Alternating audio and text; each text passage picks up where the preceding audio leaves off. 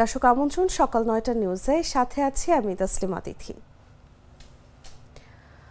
ফরিদপুর ৪ আসনের ভাঙ্গা উপজেলার দুটি ইউনিয়ন পুনর্বিন্যাসের প্রতিবাদে মহাসড়ক অবরোধ, অফিস ও থানায় হামলা ভাঙচুর ও অগ্নিসংযোগের ঘটনায় ঘটনাস্থল পরিদর্শন করেছেন ঢাকা রেঞ্জের ডিআইজি রেজাউল করিম মল্লিক।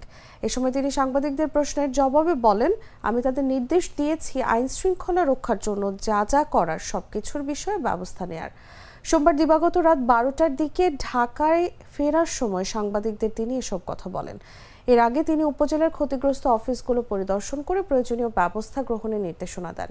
ক্ষতিগ্রস্ত ঘটনাস্থল পরিদর্শন শেষে ভাঙ্গা উপজেলার বিভিন্ন কর্মকর্তাদের সঙ্গে এক জরুরি বৈঠক করেন তিনি। নিরাপত্তা, শান্তি শৃঙ্খলা রক্ষার জন্য আমরা কথা বলেছি। এখানে প্রশাসন থেকে ফরিদপুরের ডিসি মহোদয় আছেন, উনিও কথা বলেছেন। তো আমরা সার্বিক যে কথাটা বলেছি সেটা হচ্ছে আইন শৃঙ্খলা রক্ষার জন্যে, জনগণের শান্তি শৃঙ্খলা রক্ষার জন্যে যা যা করণীয় আমরা সব ব্যবস্থা নিব। আমরা যে পরিস্থিতির সম্মুখীন আজকে এখানকার যারা নিরাপত্তা রক্ষার দায়িত্বে ছিলেন তাদের সাথে কথা বলেছি, তারা এই বিষয়ে আমাকে অবগত করেছে। আমি তাদেরকে নির্দেশ দিয়েছি যে আইন শৃঙ্খলা রক্ষার জন্যে যা যা করার তাদেরকে সব কিছু বিষয়ে আমি ব্যবস্থা নেওয়ার জন্য নির্দেশ দিয়েছি। কীভাবে নিরূপণ করা যাবে না এটা আমরা পরে বলতে পারবো। আপনাদেরকে একটু ডেভেলপমেন্ট দিচ্ছি, সেটা হচ্ছে যে আমরা নির্বাচন কমিশন সচিব স্যারের সাথে কথা বলেছি ব্যক্তিগতভাবে আমি, এবং পাশাপাশি মানুষের আবেগ অনুভূতি তুলে ধরে একটি রিপোর্ট পাঠিয়েছি। সেই রিপোর্টটি তারা বিবেচনা করবে। পাশাপাশি যেহেতু এটি একটি রিট হয়েছে, আগামী সম্ভবত ২১ তারিখে এটা শুনানি হবে, তাহলে ২১ তারিখে শুনানি হলে আমরা এটা বুঝতে পারবো যে কি কোন দিকে যাচ্ছে। আমি এই সময়ে বাংলার সর্বস্তরের মানুষকে অনুরোধ জানাবো তারা যেন তাদের কর্মসূচি থেকে সরে আসেন এবং সময়ের জন্য অপেক্ষা করেন। জাতীয় ঐক্যমত্য কমিশনের মেয়াদ আরও ১ মাস বাড়ানো হয়েছে। নতুন সিদ্ধান্ত অনুযায়ী কমিশনের মেয়াদ আগামী ১৫ অক্টোবর পর্যন্ত বাড়ানো হয়েছে। সোমবার রাতে মন্ত্রিপরিষদ বিভাগ থেকে সংক্রান্ত একটি প্রজ্ঞাপন জারি করা হয়। এর আগে গত ১২ ফেব্রুয়ারি প্রধান উপদেষ্টা ডক্টর মোহাম্মদ ইউনূসের নেতৃত্বে ৭ সদস্যের জাতীয় ঐক্যমত্য কমিশন গঠন করা হয়। প্রতিবেদন দাখিলের জন্য কমিশনকে ৬ মাস সময় দেওয়া হয়। সেই সময় শেষ হয় ১৫ আগস্ট। এরপর কমিশনের মেয়াদ আরও ১ মাস অর্থাৎ ১৫ সেপ্টেম্বর পর্যন্ত বাড়ানো হয়। এই মেয়াদ শেষ হচ্ছে সোমবার। এই ৬ সংস্কার কমিশনের সুপারিশগুলো বিবেচনা ও গ্রহণের জন্য এই কমিশনকে দায়িত্ব দেওয়া হয়। গত ১৫ ফেব্রুয়ারি থেকে জাতীয় ঐক্যমত্য কমিশন কাজ শুরু করে। কমিশন নির্বাচনকে সামনে রেখে পুলিশের কার্যক্রম সহ নির্বাচন ব্যবস্থা, জনপ্রশাসন, বিচার বিভাগ এবং দুর্নীতি দমন বিষয়ে সংস্কারের জন্য গঠিত কমিশনগুলোর সুপারিশ বিবেচনা ও গ্রহণের জন্য জাতীয় ঐক্যমত্য গঠনের জন্য রাজনৈতিক দল ও শক্তিগুলোর সঙ্গে আলোচনা করছে এবং এ বিষয়ে পদক্ষেপের সুপারিশ করবে। এই কমিশনের সাচিবিক দায়িত্ব পালন করছে প্রধান উপদেষ্টার কার্যালয়।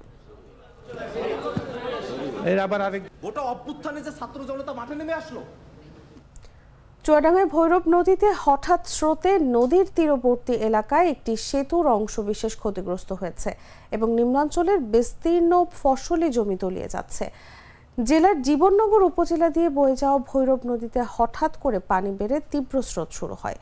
সোমবার বিকেল থেকে পানির উচ্চতা অস্বাভাবিকভাবে বৃদ্ধি পেয়ে নদীর প্রবল স্রোতে উপজেলার মনোহরপুর গ্রামের জোলমাঠ নামক স্থানে নদীর ওপরে তৈরি একটি ব্রিজের আংশিক অংশবিশেষ ভেঙে পড়ে। এ সময় স্রোতে কৃষকদের দেওয়া জাগপাটও ভেসে যেতে দেখা গেছে এবং নদীর পাড় সংলগ্ন নিম্নাঞ্চলের জমির ফসলও কিছুটা প্লাবিত হয়েছে। তবে পানির উচ্চতা কত সেন্টিমিটার বৃদ্ধি পেয়েছে তা নিশ্চিত হওয়া যায়নি। সোমবার বিকেলে জীবননগর উপজেলার সন্তোষপুর ও মনোহরপুর গ্রামের পাশ দিয়ে বয়ে যাওয়া ভৈরব নদীর পানি হঠাৎ বেড়ে যায়। এ সময় নদীর তীব্র স্রোত দেখতে শত শত মানুষ ভিড় জমায় নদীর তীরে। তখন পানির উচ্চতা বৃদ্ধি ও প্রবল স্রোতে আতঙ্ক ছড়িয়ে পড়ে নদীর পাড়ের বাসিন্দাদের মধ্যে। অনেকে তাৎক্ষণিক নিরাপদ আশ্রয়েও যান। তবে বর্তমানে পরিস্থিতি অনেকটা স্বাভাবিক। রোজকার সাধারণ খাবার এখন হবে অসাধারণ। প্রাণ স্বাদের মশলা, স্বাদ বাড়ায়, ঘ্রাণ ছড়ায়। বিএনপির কেন্দ্রীয় কমিটির সাংগঠনিক সম্পাদক শামা ওবায়েদ বলেছেন, ভাঙার ঝামেলায় ফ্যাসিবাদ ঢুকে গেছে। ফ্যাসিবাদের দোসররা ঢুকে আগুন লাগিয়ে লঙ্কা কাণ্ড ঘটাচ্ছে। প্রশাসনের গাড়ি ভাঙচুর করছে, এটা সাধারণ জনগণের কাজ না। সোমবার বিকেলে ফরিদপুরের সালথা উপজেলার ওলামা দলের আয়োজিত কর্মী সম্মেলনে প্রধান অতিথির বক্তব্যে তিনি এসব কথা বলেন। ভাঙ্গাবাসীরা একটা তাদের ন্যায্য দাবি নিয়ে তারা মাঠে নেমেছে, কিন্তু এখানে আমি মনে করি ফ্যাসিবাদের দোসররা ঢুকে গেছে এবং ফ্যাসিবাদের দোসররা ঢুকে আজকে যেই লঙ্কা কাণ্ড তারা ঘটাচ্ছে, ওখানে বিভিন্ন প্রশাসনের গাড়ি ভাঙছে এবং ভাঙচুর করছে, এগুলো সাধারণ জনগণের কাজ না। সাধারণ জনগণ যখন মাঠে ছিল, রাস্তায় ছিল, তারা কখনো এই কাজ করে নাই। সুতরাং আমি ভাঙ্গা উপজেলার যারা জনগণ আছে, সাধারণ জনগণ, তাদেরকে আমি অনুরোধ করব যে আপনারা ধৈর্য ধরেন, আল্লাহর উপর ভরসা রাখেন। অবশ্যই নির্বাচন কমিশন, বর্তমান ইন্টারিম সরকার এটার একটা সুষ্ঠু সমাধান আপনাদেরকে দিবে, আমাদেরকে দিবে।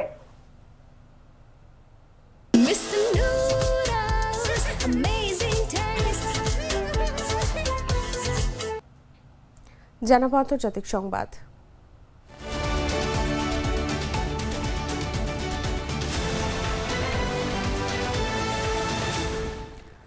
কাতারের emir Sheikh Tamim bin Hamad Al Thani বলেছেন, ইসরায়েলের প্রধানমন্ত্রী বেঞ্জামিন নেতানিয়াহু পুরো আরব অঞ্চলকে ইসরায়েলি প্রভাবের আওতায় আনার স্বপ্ন দেখছেন, যা অত্যন্ত বিপজ্জনক একটি ভ্রম। সোমবার দোহায় আরব ও মুসলিম নেতাদের এক সমাবেশে তিনি এই মন্তব্য করেন। কাতারের আমির আরও বলেন, গাজায় যুদ্ধবিরতি ও অন্যায় সব বিষয় নিয়ে চলমান আলোচনাকে ভেস্তে দিতেই গত সপ্তাহে ইসরায়েল দোহায় হামলা চালায়। তার ভাষ্য, যারা আলোচনার টেবিলে বসা পক্ষকে পদ্ধতিগতভাবে হত্যা করার চেষ্টা চালায়, তাদের উদ্দেশ্য স্পষ্ট, তারা আলোচনাকে ব্যর্থ করতে চায়। তাদের কাছে আলোচনা কেবল যুদ্ধেরই অংশ।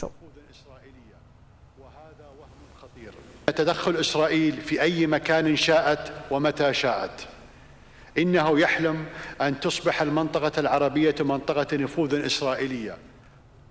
পশ্চিমবঙ্গের সুন্দরবন অঞ্চলে ভারতীয় জলসীমায় অনুপ্রবেশ করে মাছ ধরার অভিযোগে 19 জন বাংলাদেশি মৎস্যজীবীকে আটক করেছে ভারতীয় সীমান্তরক্ষী বাহিনী। রোববার সুন্দরবন কোস্টাল অঞ্চলের ক্ষীরোদখালী এলাকা থেকে মাছ ধরার ট্রলার ও জাল সহ তাদের আটক করা হয়। এরা সকালে বাংলাদেশের ভোলা জেলার পোড়ালিয়া গ্রামের বাসিন্দা।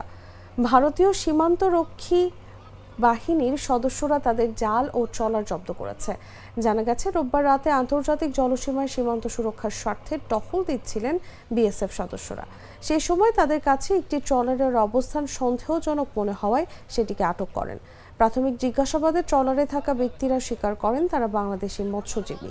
পরবর্তী সময়ে বিএসএফ এই 19 জন মৎস্যজীবীকে সুন্দরবন কোস্টাল থানা পুলিশের হাতে তুলে দেয়।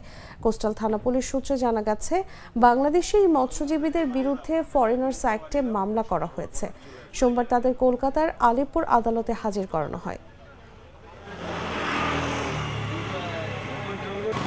বাংলাদেশে মাছ ধরতে স্যার, আচ্ছা, ভুলে ঢুকে গেছি ভারত। আচ্ছা, কখন ঢুকলেন? কখন? হ্যাঁ, ঢুকছি।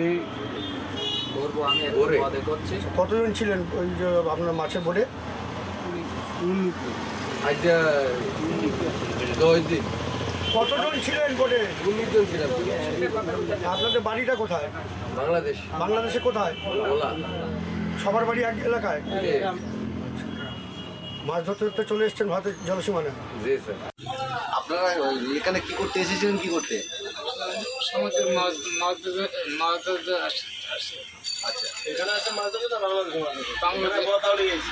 বাংলাদেশের মাছ দিয়ে আমরা খাওয়া দাঁড়িয়ে। আচ্ছা, বাংলাদেশে মাছ ধরছেন তো এখানে ধরলো কেন? এখানে ধরলো কেন? পুলিশ বললে আমার তো ডেকে গেছে রাত্রেবেলা। রাত্রিবেলা কি মানে ইচ্ছে করে ঢুকেছেন? না, ভুল করে? পাতার সাথে বৃষ্টি আছে। হ্যাঁ, পাতার বৃষ্টি আছে। সংবাদ শেষ করব খেলার খবর জানিয়ে।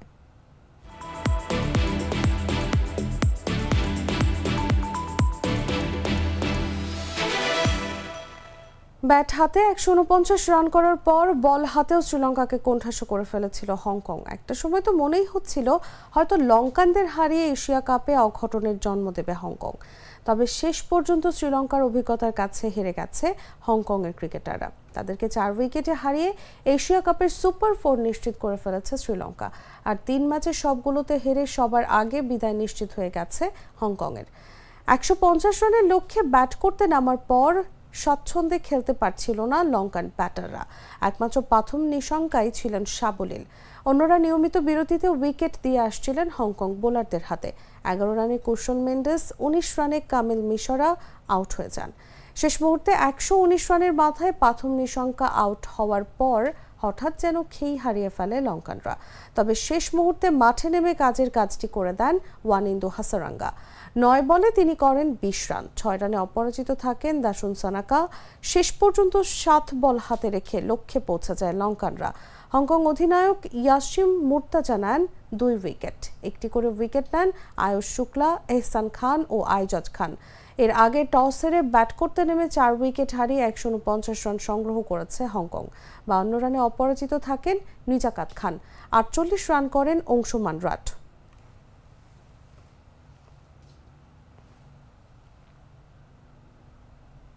দর্শক, এই ছিল এখনকার মতো। এরপর দেখবেন বেলা 11টার সংবাদ। প্রতি মুহূর্তে সর্বশেষ খবর জানতে ভিজিট করুন jagonews24.com। ফলো করুন আমাদের ভেরিফাইড ফেসবুক পেজ এবং সাবস্ক্রাইব করুন জাগো নিউজের ইউটিউব চ্যানেল। ধন্যবাদ সবাইকে।